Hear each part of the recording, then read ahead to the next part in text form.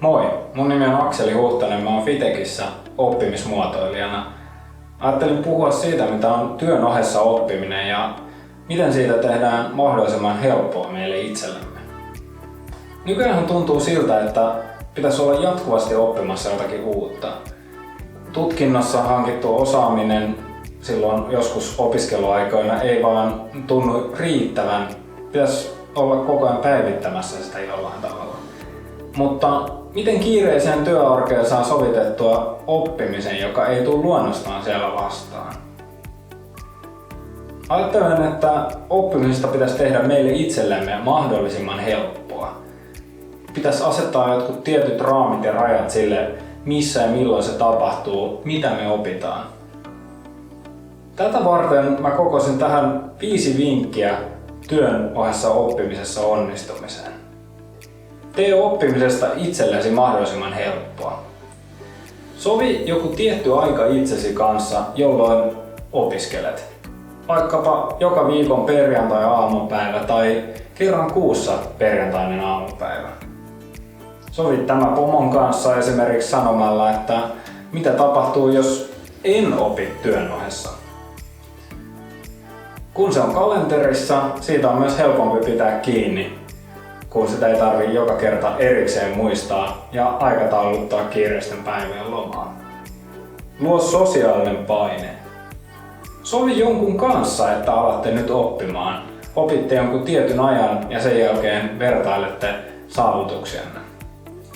Voitte sopia yhteisen tapaamisen vaikka siihen perjantai-aamupäivään, käydä läpi sitä, mitä kumpikin on oppinut. Kun vertailette näitä tuloksia, et kehtaa jättää oppimista tekemättä, koska haluat sanoa kaverillesi, mitä kaikkea olet tehnyt. Oppimiskaveri auttaa tässä. Luo sopivaa vertaispainetta. Etsi itsellesi mielekästä opittavaa.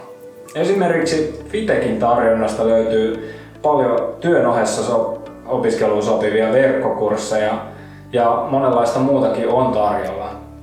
Opiskelukohde voi olla vaikka joku tietty kirja tai joku tietty taito tai esimerkiksi jonkun sovelluksen käyttäminen vaikka kielten opiskeluun. Olennaista on, että se motivoi sinua. Tee etenemissuunnitelma.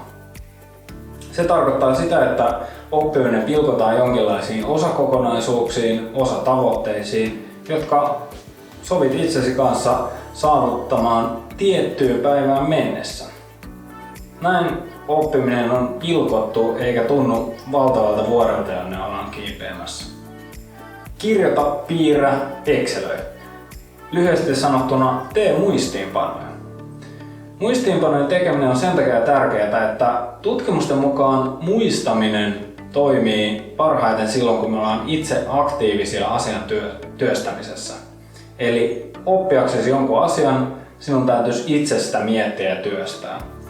Muistiinpanoja voi tehdä just sillä tavalla, kun sulle itsellesi sopii, esimerkiksi kirjoittamalla tai piirtämällä, Exceliin laittamalla, mikä on vaan luontevinta sulle. Tärkeää on myös, että muistiinpanot säilyy jossakin.